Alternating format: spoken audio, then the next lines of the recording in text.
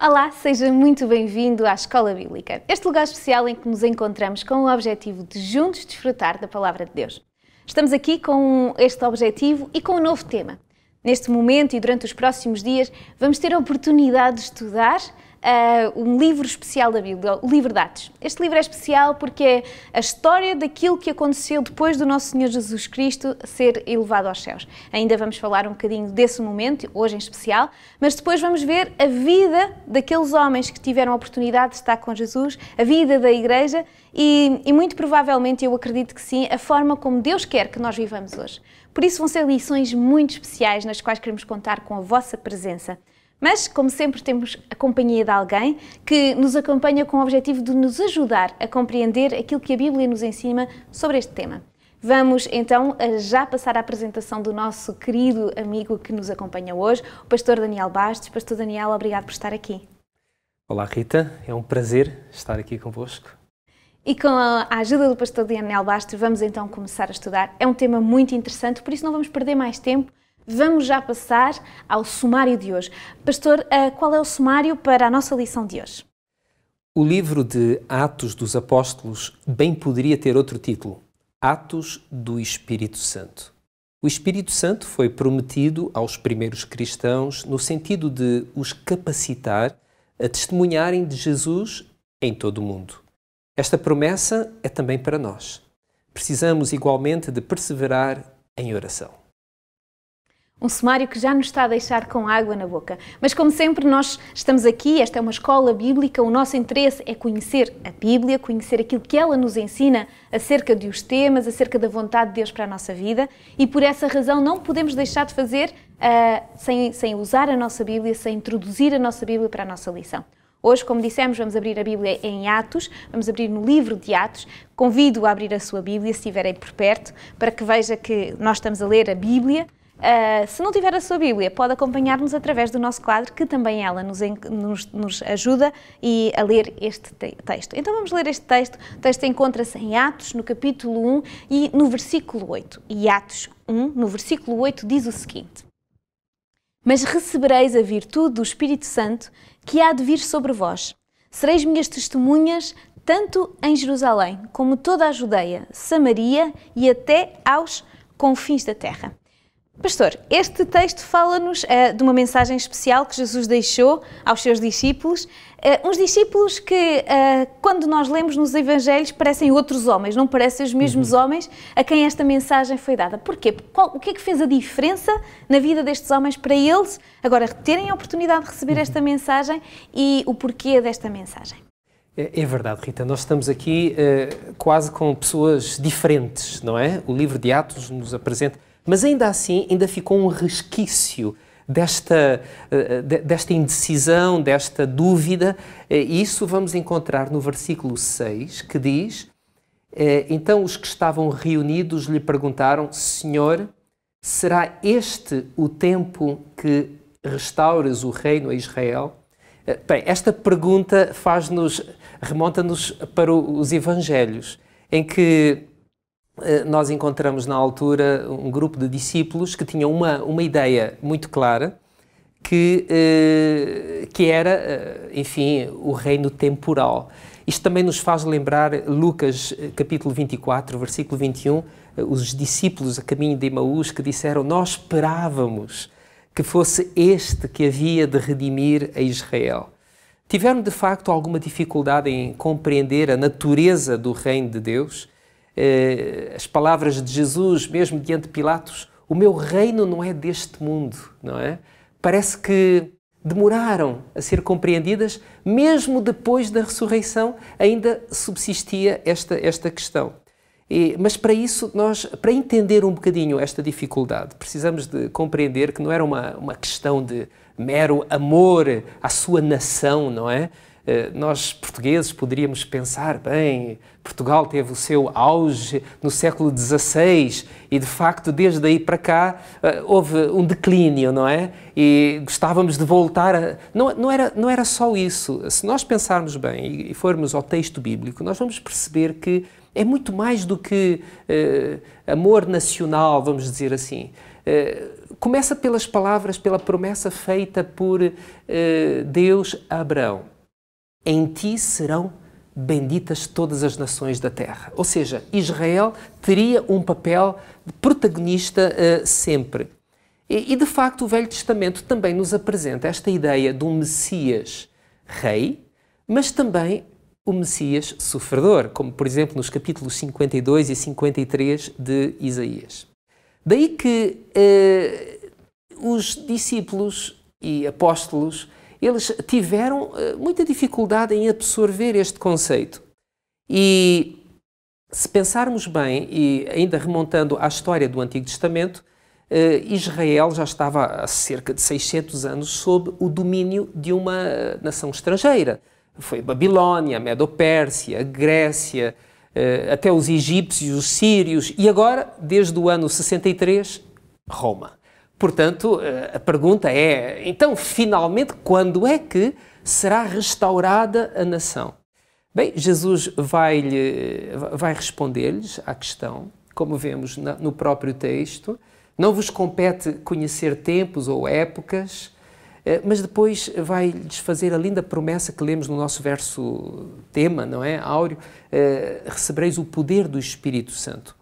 E aqui nós começamos agora a apresentar estes discípulos, estes apóstolos diferentes. Se pensarmos bem, até o autor do livro de Atos, que foi Dr. Lucas, ele mostra certezas. O livro de Atos é um livro de certezas. Por exemplo, no versículo 3, e isto tem a ver com aquela transformação que se dá nos apóstolos, no versículo 3 ele diz que Cristo se apresentou vivo com muitas provas incontestáveis. Quando o mesmo Dr. Lucas ele introduz o seu Evangelho, ele usa algo semelhante, ele diz que eu escrevo-te, ó Teófilo, para que tenhas plena certeza. De facto, aqui o que encontramos são apóstolos muito seguros e muito, excetuando aqui o versículo 6, vamos encontrar pessoas seguras, com certezas. E aqui eu ponho a questão, hoje, num tempo de tanta incerteza, será que nós também podemos encontrar certezas para a nossa vida? Eu acho que sim, que nós podemos encontrá-las, mas para além destas certezas e depois de eles terem esta atitude de certeza, Deus vai-lhes dar uma missão e é o centro, não é? O versículo que nós lemos, principal, vai-nos falar de uma missão que eles têm. Qual é essa missão? Qual é o objetivo desta missão? De facto, Jesus vai-lhes confiar uma... Agora, deixa-me só recuar um bocadinho, Rita. Esta certeza baseia-se na experiência que eles tiveram. Okay. Eles tiveram 40 dias com Cristo depois da ressurreição. Eles receberam esta promessa linda, a promessa do Espírito Santo. Eles viram Cristo a ascender ao céu e a prometer que ia voltar. E eles, sobretudo, permaneceram unânimes em oração. Exato. E então... agora eles recebem esta missão. E esta missão é: vós sereis minhas testemunhas. Exatamente. E a palavra testemunha, conforme está no texto original grego, é uma palavra que está muito próxima da palavra mártir. Vocês serão as minhas testemunhas. Mas, pegando na palavra portuguesa, testemunha, Jesus não lhes disse: olha, vocês vão ser os meus advogados. Não. E sabem... Existem hoje tantas ideias contrárias àquilo que Cristo deixou. É fácil nós, no convívio com pessoas que pensam de uma maneira diferente, desculpa a expressão, nos armarmos em advogados, em apologetas ou apologistas, fazer a defesa, sem descurar o papel que a apologética tem na defesa, na estruturação sistemática das verdades bíblicas, mas Cristo, em primeiro lugar, nos chama para sermos testemunhas, para dizer na primeira pessoa aquilo que Cristo é e foi para cada um de nós. Exato. Deus não quer que nós defendamos o facto dele existir, aquilo que ele faz, ou aquilo que ele não precisa que nós o defendamos. Ele quer é que nós partilhemos aquilo que ele faz em mim, porque isso ninguém pode revogar, não é? Exatamente, é irrefutável. E eu lembro-me agora de uma experiência. Em 1888 houve uma conferência muito importante sobre o tema da justificação pela fé. E aquilo foi numa tenda, foi nos Estados Unidos, e no final estavam 4 pastores estavam a desarmar a tenda e aproximou-se um senhor alto e começou a dialogar. Basta dizer que naquela conferência de 1888, que foi em Minneapolis, houve um grande acérrimo debate com ideias opostas sobre profecia bíblica, sobre o tema da salvação, da justificação pela fé. Bem, e este senhor alto aproximou-se de um dos que estava a desmontar a tenda e começou a fazer perguntas. E o pastor começou a responder, mas o senhor começou a contrapor com algumas perguntas. E o pastor começou a ficar nervoso, aborrecido com aquela interpelação. E finalmente disse-lhe, olha, se você não consegue acompanhar o meu raciocínio, pode-se retirar. E então foi rude. E então este homem disse, olha, você é um argumentador, mas não é um ministro de Deus. E depois apontou para um outro dos 4 que estava ali, aquele sim é um pastor. Aquele sim é um ministro de Deus. É uma testemunha de Jesus.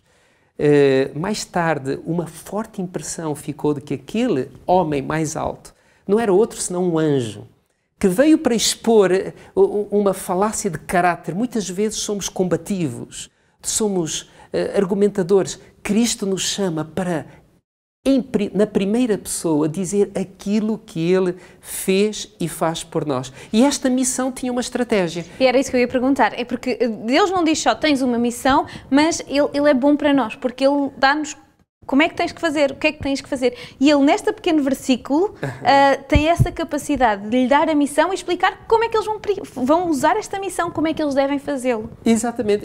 Jesus vai dizer, olha, vocês vão começar por Jerusalém, também na Judeia, Samaria e até aos confins da terra. Então há aqui uma estratégia. Vocês vão começar onde estão, vão começar em casa, nós poderíamos dizer dentro do nosso próprio lar, entre os nossos vizinhos. E depois vamos espalhando, sendo que é seguro, como Jesus disse, ide por todo o mundo e prega, na grande comissão de Mateus 28, 19 e 20, seguramente ide por todo o mundo, começando mais perto. Às vezes Jesus, quando ele diz isto na primeira vez, dá a entender que sai de vossa casa, vão para muito longe, vão para os confins, não é?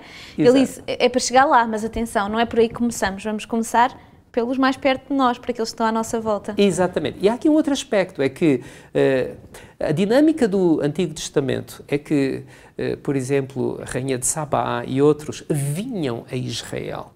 Vinham para conhecer sobre o Deus de Israel. Os magos, não é? Os reis magos vieram conhecer. Os reis magos, exatamente. E agora a dinâmica ou a estratégia é outra. Agora vocês não fiquem à espera que venham ter convosco. Vão ter com as pessoas. Vão por todo o mundo. Foi isso que Jesus fez durante os anos do seu ministério. Ele ia ter com as pessoas. Exatamente. Ele percorria Galileia, ele até saiu das fronteiras de Israel, ele foi Decápolis e outra, Tiro. Ele esteve em vários lugares. Portanto, esta agora era a sua missão. Eles iam dizer aquilo que tinham visto e ouvido. Já sabemos até onde e a pergunta é até quando? Olha, o próprio texto, apresentando-nos na palavra de 2 anjos a linda promessa da vinda de Cristo. Varões galileus, diz o versículo 11, porque estáis olhando para as alturas, esse Jesus que dentro de vós foi assunto ao céu, virá do modo como o viste subir. Então, está implícito neste texto que a nossa missão vai deste momento até a parousia, se quisermos, a vinda de Jesus. Até lá, nós temos uma missão. Essa missão é pregar, anunciar. John Stott disse, todo o período intermédio entre o Pentecostes, que é o capítulo seguinte, e a segunda vinda de Cristo, deve ser preenchida com a missão da Igreja no poder de Cristo. Portanto, até a volta de Jesus. Este exemplo que foi dado a estes homens é, sem dúvida nenhuma, um exemplo daquilo que Deus quer que nós façamos hoje. É um exemplo para nós também, não é? Exatamente. E, sem dúvida, que agora nós temos um desafio, é partilhar. Nós não podemos guardar a nossa própria experiência. Nós devemos construir uma relação pessoal com Jesus como os discípulos tiveram e devemos ir partilhando esta mensagem. mas houve uma forma de o fazer. Hoje não vamos desenvolvê-la muito, talvez no outro dia o façamos, porque eles não partiram imediatamente. Houve um momento de espera e então nós na próxima vamos desenvolver um bocadinho mais e saber porque é que houve esse momento de espera, não é? Exatamente.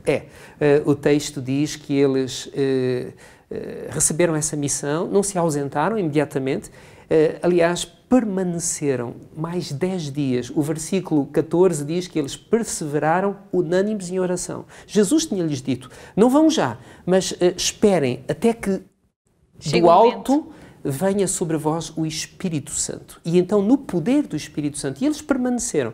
Jesus não disse quando ele ia voltar, a Bíblia diz, o dia e a hora nós não sabemos, eles deviam perseverar em oração, esperar, ser dirigidos em vez de procurar dirigir. Vamos desenvolver mais nas próximas lições, sem dúvida, mas com estas já ficamos com informação que vai ser muito útil para nós. Há muitas ideias que eu já posso tirar só desta introdução, é pena ter sido pouquinho tempo, há ainda muito para dizer sobre este tema. No entanto, existe a necessidade de, por hoje, chegarmos ao momento de compreender. Nós temos a vontade de Deus para a nossa vida e Ele quer que nós aprendamos fazendo, não é? É importante saber o que fazer e como fazer. Então, o que é que nós podemos tirar para hoje? O que é que nós podemos aprender fazendo? Estimado amigo, sente no seu coração o desejo de ser uma pessoa diferente, de ser transformada. Então, o caminho é o caminho dos discípulos e dos apóstolos. Precisamos de seguir nas suas pegadas.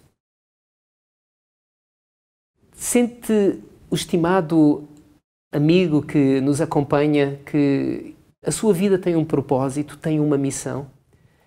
É verdade que ou nós somos missionários ou tornamos-nos num campo missionário. Compreende qual é o propósito de Deus para a sua vida? Deus tem um plano. Está disposto a buscar o Senhor para compreender qual é a missão que Deus tem para a sua vida? Faça-o e faça-o agora. Deus lhe responderá tão certamente como respondeu aos discípulos. E que Deus o abençoe. É este o convite com que terminamos a nossa lição de hoje, este novo tema maravilhoso que vamos desenvolver ao longo das próximas aulas bíblicas nessa nossa escola, o tema da vida dos apóstolos, aqueles que eles experimentaram, viveram e aquilo que nos pode trazer a nós como exemplo para aquilo que temos que fazer na nossa vida. Gostou de nos acompanhar? Gostava de poder desenvolver este tema connosco? Então continua a acompanhar-nos já na próxima Escola Bíblica. Mas, no entanto, se ainda tem vontade de saber mais, conhecer os temas que já foram debatidos e aprendidos nestas escolas bíblicas, pode fazê-lo. Pode ir à nossa página do Facebook da Hope Channel, na hopechannel.pt. Também o pode fazer através das páginas de Facebook, quer da Hope Channel, quer da Rádio RCS. Vai encontrar em podcast todas as nossas escolas bíblicas, as nossas anteriores aulas desta escola e pode assistir a elas, pode partilhá-las com os seus amigos, porque aquilo que aprendemos hoje é que a mensagem de Deus tem como objetivo e a missão que Deus nos deu foi de partilhar a sua vontade, sermos testemunhas daquilo que Ele já fez na nossa vida e por isso partilhe. Esteja connosco diariamente ou nos programas que vamos apresentando, possa acompanhar-nos e que possamos juntos desfrutar da Palavra de Deus. Ela nos transformará e fará de nós seres humanos mais completos e mais felizes. Contamos consigo. Até lá.